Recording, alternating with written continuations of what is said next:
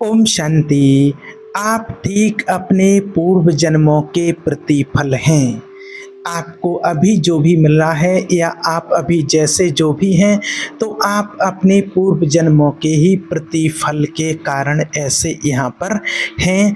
या आप जैसे भी जन्मे हैं, जैसे भी आपका जन्म हुआ है, तो आपके ये पूर्व जन्मों के ही कर्मों का फल आपको प्राप्त हुआ है। आज हम देख रहे हैं कि बहुत सारे बच्चे ऐसे जन्म लेते हैं जो जन्म से ही उनको कुछ ना कुछ प्रॉब्लम रहती है।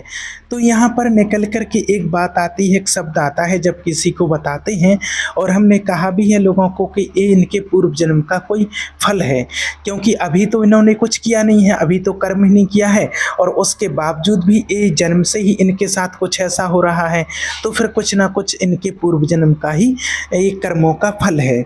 तो फिर कई लोग सवाल करते हैं, और पूछा भी है, लोगों ने कमेंट करके पूछा है कि भाई फिर जैसे पिछले जन्म का जो आया है तो वो रिकॉर्ड कौन कर रहा है, किसने बताया है कि आपको ऐसा मिलना है आपके पिछले जन्म में, ये रिकॉर्ड कौन कर रहा है। तो क्या हमारे साथ कोई ऐसा है जो हमारे साथ पिछले जन्म की सारी चीज़ें याद करके रखता है कि इस जन्म में आपने ऐसे कर्म किए थे, उस जन्म में आपने ऐसे कर्म किए थे। तो देखिए, हाँ बिल्कुल इस तरीके से जो आपका जो सबकॉन्शियस होता है वो सारी चीज़ों को आपको रिकॉर्ड करके रखता है कि आपने क्या क्या कर्म किए थे। कर्म हमेशा याद रहता है और कर्म आत्मा के साथ में रहता है, और जब तक वो कर्म का फल ना मिल जाए तब तक वो कर्म शांत नहीं होता है, जब तक उसको फल ना मिल जाए। और ऐसा आज आपने भी कितने लोगों के जीवन में देखा होगा कि आज कितने सारे लोग हैं जो परेशान हैं। इस जन्म में वो बहुत अच्छे से चल रहे हैं, फिर भी कुछ ना कुछ उनकी लाइफ में प्रॉब्लम चल रही है। या कोई बच्चे हैं जो जन्म से ही उनकी कोई शारीरिक पीड़ा है या शारीरिक कोई प्रॉब्लम चल रही है। तो ये सब कुछ कहाँ से आया है? तो कितने लोगों के साथ में ऐसा देखा गया है, उनकी पर्सनल लाइफ में, माना पास्ट लाइफ में जाकर के देखा गया है कि उनके साथ अभी जो बड़ी बड़ी कोई घटनाएं ऐसी घट रही हैं या कोई तकलीफ है, तो जब उनका कारण खोजते हैं तो उससे पता चलता है कि उनका पास्ट लाइफ से ही कुछ लिंक चला आ रहा है। और इसके लिए प्रैक्टिकल कुछ लोगों के लिए देखा गया है, जो उन लोगों ने स्वयं ही बताया है कि हमारे साथ ऐसी ऐसी कंडीशन होती थी। जो एक महिला थी, एक डॉक्टर थे, उन्होंने बताया कि एक महिला उनके पास पास्ट लाइफ करवाने के लिए आई जो बहुत परेशान थी।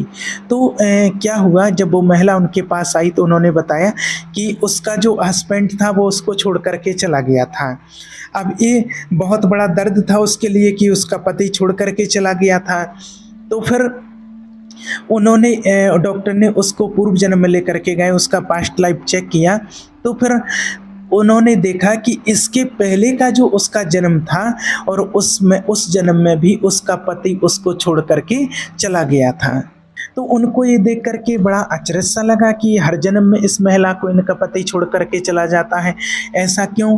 तो फिर और उसको पिछले जन्मों में लेकर के गए, तो काफ़ी समय के बाद जब उन्होंने देखा कि 2-3 जन्मों के पहले एक बहुत बड़ा एक जमींदार हुआ करती थी, एक जमींदार थी, और इसने अपने किसी नौकर को इसने मार दिया था। यानी कि अपने नौकर को उसने उस दिन मारा था जिस दिन उसकी शादी हुई थी। उस दिन उसने अपने नौकर को मार दिया। एक पहले वो जमींदार हुआ करती थी, तो जब उसकी हत्या कर दी तो उसकी लाश के ऊपर बैठ करके और उसकी पत्नी ने उसको बद्दुआ दी और कहा कि जिस तरह तूने मेरे सुहाग को उजाड़ा है उसी तरह तू भी जन्म जन्म तक पति के बिना रहेगी और ये दुख आपको भोगना पड़ेगा। और ये जब उसको बद्दुआ दी, और ये तो हमने देखा ही है कि जब कोई भी बद्दुआ एक दिल से निकलती है, आत्मा से निकलती है, तो उसका असर आपके ऊपर, आपके आसपास बहुत एक स्ट्रॉन्ग रूप में आपके साथ चल रहा होता है। अब होता क्या है कि जिन लोगों को कुछ हमारे आगे जन्म का, पीछे जन्म का कोई ज्ञान नहीं होता है, या हमारे आत्मिक स्वरूप का किसी प्रकार का किसी को कोई ज्ञान नहीं होता है, तो वो लोग इन चीज़ों में विश्वास नहीं रखते हैं कि दुआएं क्या होती हैं, बद्दुआएं क्या होती हैं। लेकिन जब फिर उनको कुछ आत्मिक ज्ञान की उन्नति होती है, आत्मिक ज्ञान होता है, तब उनको पता चलता है कि ये दुआएं बद्दुआएं कैसे काम करती हैं। तो ये सब चीज़ें जो होती हैं कि इसके पीछे कोई ना कोई पास्ट का कर्मा ही काम कर रहा होता है। ये बिना कारण के ही आपके साथ कुछ नहीं होता है। और एक बार फिर उन डॉक्टर ने बताया एक महिला के लिए कि वो आई तो उसकी क्या वो बहुत पीड़ित थी, दर्द थी, उसकी दोनों किडनी खराब हो गई थी, तो वो अपना इलाज करवा रही थी, उसका ट्रीटमेंट चल रहा था। तो उसको भी जब उसकी पास्ट लाइफ में देखा गया तो पता चला कि जो महिला अभी है वो पूर्व जन्म में पति के रूप में थी, और जो अभी वर्तमान में उसका पति था ये उसकी पिछले जन्म में वो पत्नी थी उसकी। तो वो क्या हुआ कि वो जो पति था तो वो बहुत अत्याचार करती थी इसके ऊपर।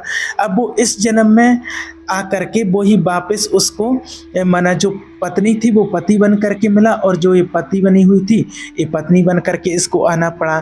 तो आज वो उसको काफ़ी तंग कर रहा था, तो उसको पता चला और उसका हमारा कोर्ट में केस भी चल रहा था, डाइवर्स का केस भी चल रहा था। लेकिन जब उसको पास्ट लाइफ में ऐसा पता चला कि मैंने इतना सताया और मैंने इसकी कभी केयर नहीं की, तो इस जन्म में जैसे ही वो जा कर के आई तो तुरंत उसने सबसे पहले उसने अपना डाइवर्स का केस वापस ले लिया, और उसने अपने हस्बैंड से माफ़ी मांग करके वापस उसके साथ में जा कर के रहने लगी। तो कहने का भाव क्या है कि हमारे जीवन के आसपास जो सारी बड़ी बड़ी मेजर जो घटनाएं घटती हैं, जो बड़ी बड़ी घटनाएं होती हैं, तो जब तक उनके पीछे आपका कोई पास्ट का कर्मा जब तक जुड़ा नहीं होता है तब तक अभी आप उसको कभी भोग नहीं सकते हैं। आपके जीवन में जो कुछ भी घटना घटती है तो उसका आकर्षण का चुंबक आप अपने अंदर पल प्रति पल आप रचते रहते हो। इसीलिए हम बार बार आपसे कहते हैं कि अध्यात्म का निचोड़ क्या है। भगवान जो हमें क्या कहते हैं कि आप होशियार हो जाओ, जाग जाओ और होश में आ जाओ, आप परमात्मा का ध्यान करो, साक्षी भाव हो करके जियो, कोई नया बीज मत डालो, किसी प्रकार की कोई प्रतिक्रिया मत करो और स्थित प्रज्ञ बनो। तो क्या कहना है आपको? तो आध्यात्मिक है क्या आखिर? तो एक आपको जगाने की कला है। आप होश में आ गए तो अब आप इन चीज़ों को डालोगे नहीं, ऐसे बीज नहीं बोओगे। आने वाले पल का बीज कैसा हो उसका सारी की सारी रिस्पॉन्सिबिलिटी, जिम्मेवारी आपके हाथ में होती है। तो इसीलिए हमारे कर्मों का लेखा जोखा हर पल हमारे हाथ में होता है और वही लेखा जोखा हमारा भविष्य बनता चला जाता है। इसीलिए आपका कर्म का लेखा जोखा कहीं पर भी लिखा हुआ नहीं होता है। हम जिसको कहते हैं नरक में जा कर के भोगेगा या स्वर्ग में जा कर के भोगेगा, हम अगर किसी चीज़ से घृणा करते हैं, हम क्रोध करते हैं, हमारी वासनाएं हमें चिपका कर के हमें दुखी करती हैं, तो आप नरक में ही तो जी रहे हैं। और कैसा नरक होता है और आप क्या सोचते हो? अगर आप किसी को दुख दे करके आप आनंदित हो जाओगे तो इस भ्रम में मत रहना आप, क्योंकि उसकी आत्मा के ऊपर आपके संस्कार बनते हैं और वो आज नहीं तो कल वो आपके आसपास फिर से आएगा आपको नुकसान पहुंचाने के लिए। तो इस तरह से अपने आप कहते हैं ना कि यूनिवर्स में एक कंप्यूटराइज सिस्टम चल रहा है, कोई कंट्रोलर नहीं है, कोई भगवान आपको दंड नहीं देता है, कोई देवता आपके लिए उसके लिए नहीं बने हुए हैं। ये सब कुछ इस तरह से चलता रहता है। एक्शन का रिएक्शन अपने आप उसका एक चक्र ऑटोमेटिक गतिविधि से चलता रहता है और हम उसका फल या नुकसान और हम उसको भोगते रहते हैं। और देखिए क्या होता है, कई लोग ऐसे भी होते हैं कि कोई पाप कर्म हो गए हैं तो कोई तपस्या करने से मोक्ष प्राप्त होता है या गंगा में जाके स्नान करने से मोक्ष प्राप्त हो जाता है, पाप धुल जाते हैं। इस सब के पीछे कारण क्या होता है देखिए। और हमारे हिंदू सनातन धर्म में ये मोक्ष शब्द बार बार बहुत ज़्यादा सुनने को मिलता है कि मोक्ष जाओगे, मोक्ष जाओगे। तो मोक्ष कोई एक ऐसी कोई जगह नहीं है। मोक्ष का मतलब होता है कि बंधन कट जाएं, यानी कि कर्म बंधनों से मुक्त हो जाएं। अब आने को कुछ रहा नहीं है। अब होता क्या है यहाँ पर कि हम चाहे सकारात्मक कर्म करें या नकारात्मक कर्म करते हैं तो वो कर्म हमें उस बंधन के साथ जोड़ते जाते हैं। लेकिन अगर हम ना तो सकारात्मक कर्म कर रहे हैं और ना नकारात्मक कर्म कर रहे हैं, ना सुख में सुख और ना दुख में दुख। और धीरे धीरे हम इतना गहरा साक्षी भाव हम लोग ऐसा विकास करने लग जाते हैं ध्यान के अंदर, तो फिर एक ऐसी अवस्था आ जाती है कि जहाँ पर हमारी सारी प्रतिक्रियाएं समाप्त हो जाती हैं, तो उस अवस्था को वास्तव में मोक्ष कहा जाता है। जैसे कुछ महान तपस्वियों ने इसको प्राप्त किया है। तो कोई ऐसी अवस्था तक पहुंच जाए, और ऐसे लोगों को कहना तो ठीक है कि मोक्ष को प्राप्त होंगे, लेकिन कोई गंगा गया, मैंने स्नान किया गंगा में जाकर के इसलिए मुझे मोक्ष मिलेगा, मैं 50 बार गंगा स्नान करने गया, मैं 50 बार केदारनाथ, बद्रीनाथ, वैष्णो देवी, अमरनाथ, या फिर मैंने इतने उपवास कर लिए, या मैंने इतना दान दे दिया, या फिर मैंने ऐसे ऐसे काम कर दिए, मैंने किसी मंदिर का निर्माण करवा दिया, या फिर मैंने किसी मंदिर का 500 बार परिक्रमा कर लिया, मैंने इतने साधुओं को भोजन करवा दिया, मैंने गरीबों को दान दे दिया। आप ऐसे हजारों काम कर रहे हैं। ये हो सकता है कि आपके अहंकार को और पुष्ट करे, क्योंकि आप दान दे करके बड़े अंदर से प्रसन्न होते हैं कि मैं दानी हूँ, मैंने जो दान दिया है वो आज तक किसी ने दिया नहीं, ऐसा भी हो सकता है।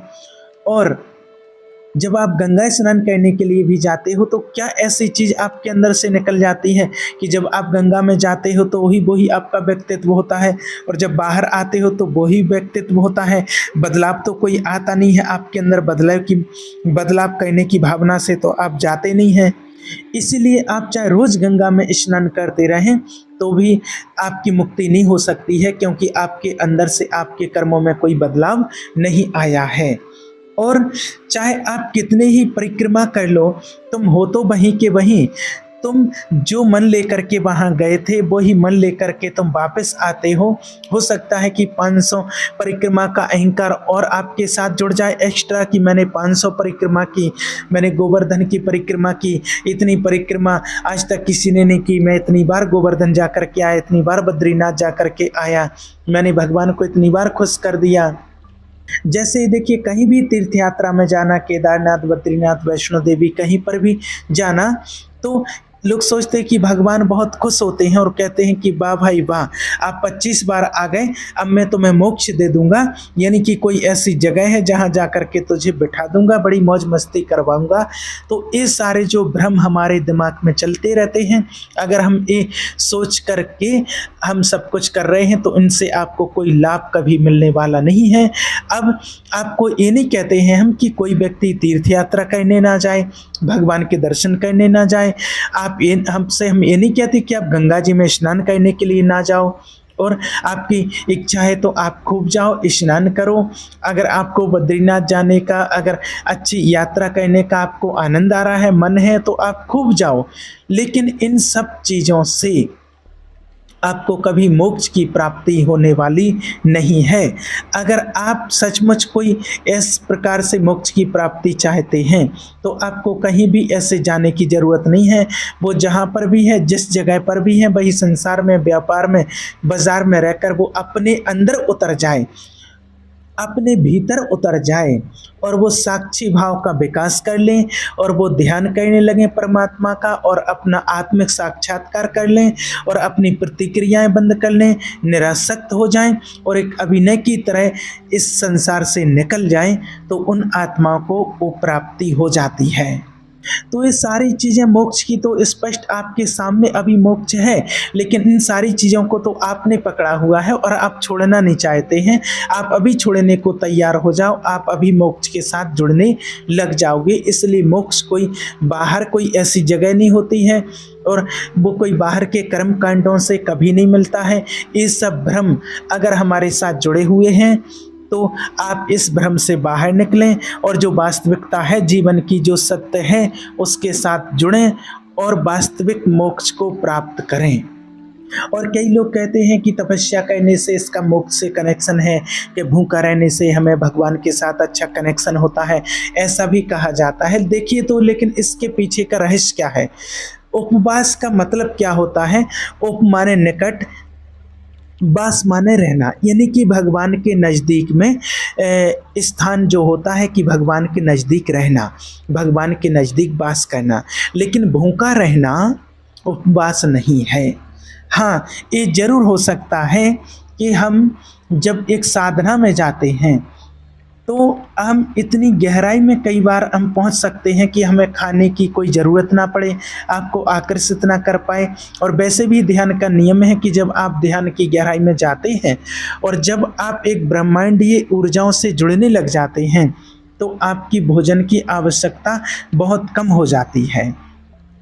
जो भी आज यहाँ पर बड़े बड़े महात्मा हुए हैं, चाहे महावीर स्वामी हुए, गुरु नानक जी हुए हैं, बौद्ध जी हुए हैं, कबीर जी हुए हैं, जो भी हुए, इन सब लोगों ने कभी बहुत ज़्यादा अपने जीवन में भोजन नहीं किया है और ये लोग इतना कम भोजन करके भी बहुत सुंदर और अच्छे स्वास्थ्य वाले लगते थे। तो इसलिए तपस्या का मतलब ये नहीं है कि आप अपने आप को ठंडे में बिठा दोगे, आप एक पैर पर खड़े हो जाओगे, आप भूखे मर जाओगे तो आपका जो मोक्ष है वो आपको प्राप्त हो जाएगा।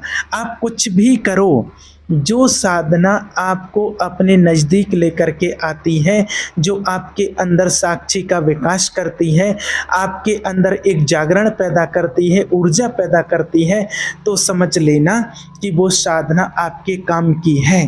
वरना आप हजारों तरह की कोई भी ऐसी तपस्याएं साधनाएं करते रहो, इससे कुछ हासिल नहीं होता है। कई लोग जाकर के ज़मीन के अंदर जाकर के बैठ जाते हैं, कई गुफा में जाकर के बैठ जाते हैं, कोई श्वास को रोक करके कहीं कनेक्शन बना लेते हैं, और भी कोई तरह तरह की क्रियाएं करते रहते हैं। कोई एक पैर पर खड़े हो जाते हैं, कोई एक हाथ ऊपर करके खड़े हो जाते हैं। तो ये सारी चीज़ें क्या है, मोक्ष को प्राप्त करने के लिए नहीं होती हैं। इसलिए जो तपस्याएं शरीर को कष्ट देती हैं, जो तपस्याएं मन को कष्ट देती हैं, आत्मा को कष्ट देती हैं, वो तपस्याएं कभी भी किसी को मोक्ष प्राप्त नहीं करने दे सकती हैं। इसलिए मोक्ष के लिए बहुत ज़्यादा आपको कुछ करने की ज़रूरत नहीं होती है। वास्तविक तपस्या का अर्थ है कि आपके चारों तरफ आपके आसक्ति के बहुत सारे साधन हैं, आपको क्रोध और विकारों को उकसाने के लिए बहुत सारे साधन हैं, आपको आपके अहंकार को बढ़ावा देने के बहुत सारे साधन हैं। उसके बावजूद भी तुम एकदम निरंकारता की तरफ बढ़ते जा रहे हो और आप इन चीज़ों से बहुत कम कनेक्शन करते जा रहे हो और आप अपने अंदर धीरे धीरे खिसकते जा रहे हो, अपना आत्मिक विकास करते जा रहे हो। तो आप समझ लेना कि आप चाहे कहीं पर भी बैठे हो, कैसी भी जगह हो, गांव में हो, बाजार में हो, हिमालय में है, कहीं भी हैं, आपके लिए जगहों का कोई फर्क नहीं पड़ता है। आप तो कहीं पर भी बैठ करके और आप परमात्मा का ध्यान करके आप किसी भी स्थिति में कहीं पर भी कर सकते हो। और मोक्ष मृत्यु के बाद नहीं मिलता है, इस बात को भी आपको समझना है। मरने के बाद तो कोई देखने वाला भी नहीं रह जाता है कि आपको क्या मिला। इसलिए जीते जी मोक्ष जैसी स्थिति को प्राप्त करें और ऐसा भी न समझें कि हम जवानी में क्यों प्राप्त करें, बूढ़े हो जाएंगे तब जा कर के बड़े आराम से मोक्ष को प्राप्त कर लेंगे, ऐसी स्थिति बना लेंगे।